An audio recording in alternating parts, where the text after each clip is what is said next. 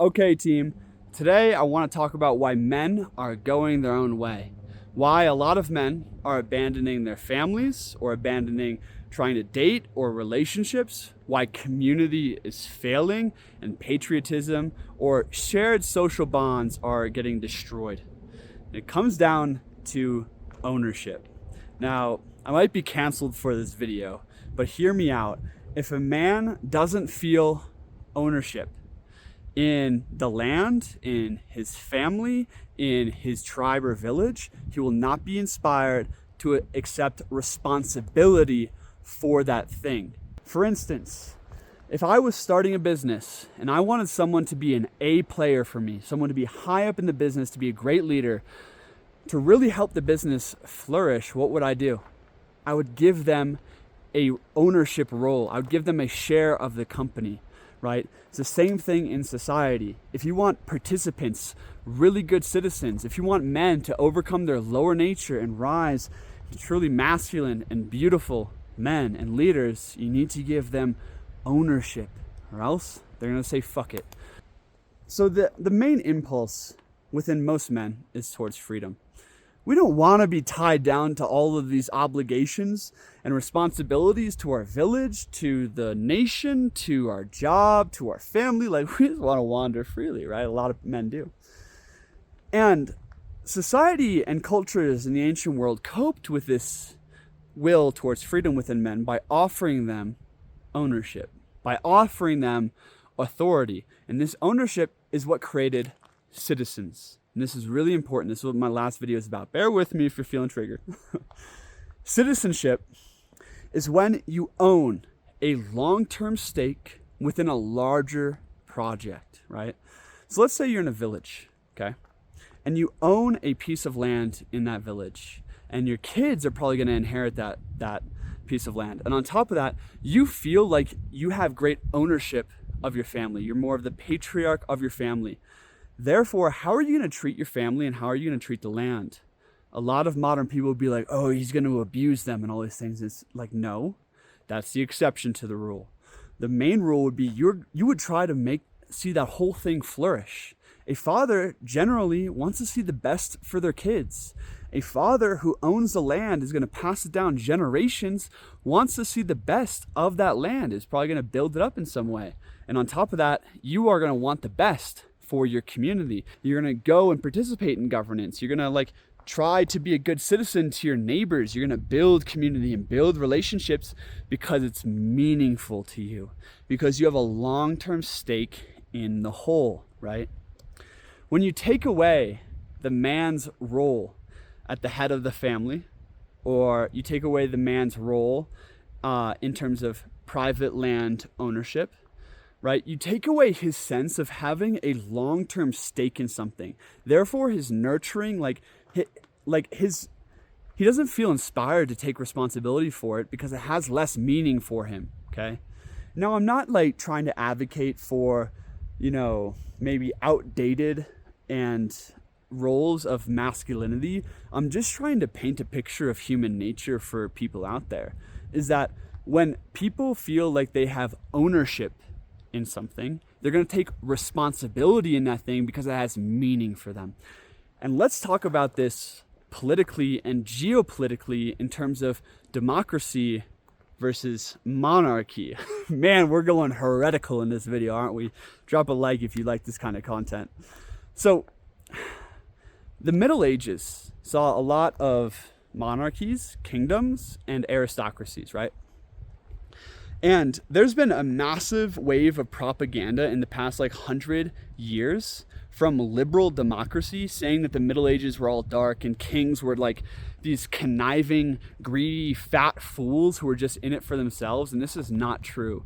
You can go see Thinking West, a YouTuber's video on this. But the monarchies of the past, in general, tended to be okay, if not good. Of course, there was bad kings and bad ones, just like there's bad men, okay?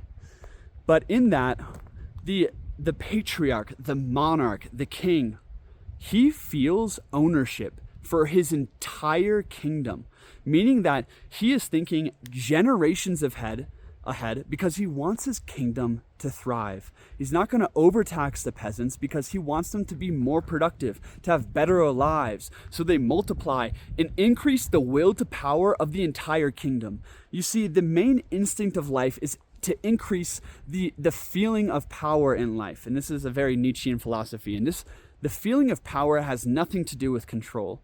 It has everything to do with vitality, an increased feeling of life and expansiveness here on earth, a mastery of open space. And so the king is going to be thinking, a good king is thinking generations ahead. He's trying to, how can my people be more productive and live happier lives so they multiply and increase the power of the nation, right? And he's thinking this way because he wants to pass down this kingdom to his children, who he also feels to be a part of himself, right? Therefore, he has all of this meaning to lead well, to lead his family well, to lead his tribe well, to lead his kingdom well. Contrast that with a president. A president is in office for 4 to 8 years, and it's a popularity vote to get him in there. And therefore, he's not thinking generations ahead. He is thinking, how can I gain popularity in the next 4 years so that people will reelect me, right? What's he going to do? He's going to drive the nation like a rental and make decisions that might be good in the short term, but are detrimental in the long term. It's kind of like if you rent a property versus you own the property. If you own the property, you're going to cultivate the land. You're going to cultivate relationships. You're going to help it blossom, and you're going to think really far into the future, generations ahead. If you rent the land, you're not going to give a fuck. Okay? You're not going to give a shit about making it better. Oh, I'm only going to be here for 4 years. I'm going to drive it like a rental. I'm going to abuse this. I'm going to pump money into the economy. I'm going to exploit the land as much as possible to, gain prestige for myself and maybe short-term gain for the whole, but to the long-term detriment. It's kind of like using pesticides on the soil. It's going to destroy the soil health for short-term gain, right? And so it's really important, I think, for like revolutionary men and for more traditional men who are going their own way out here, is to think about the concept of ownership outside of political lines, outside of party lines. And that's the thing, is like, I'm not trying to subscribe to any dogma. I'm trying to think freely about how to create a flourishing humanity, right? So don't put me in any of your boxes out here. But what I am saying is that the more that man feels ownership in this life, ownership in his spiritual path, ownership of his family, ownership of his community, ownership of his life, the more responsibility he's going to take, the more empowered he's going to become as a man, and the better man he's going to become. Like, it's so contrary to how modern man looks at this concept. We're like, oh, power corrupts, right? It's bullshit.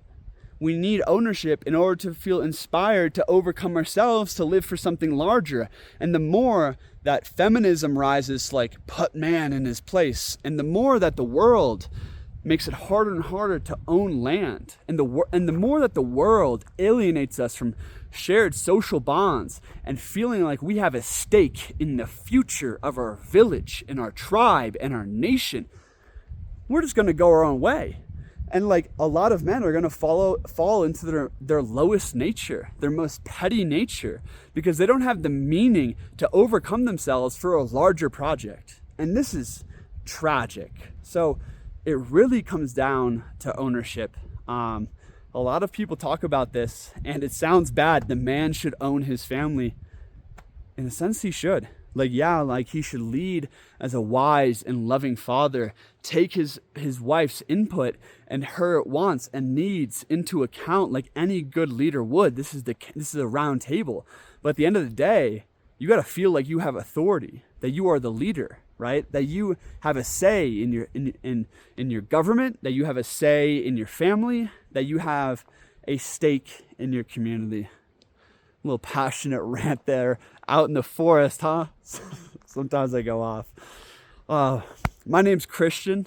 I'm trying to spread awareness about modernity versus the ancient world, and try to start men towards a new path of banding together and creating a more traditional yet forward-thinking type of community where we can thrive again. This channel is in service to high culture. Thank you for watching.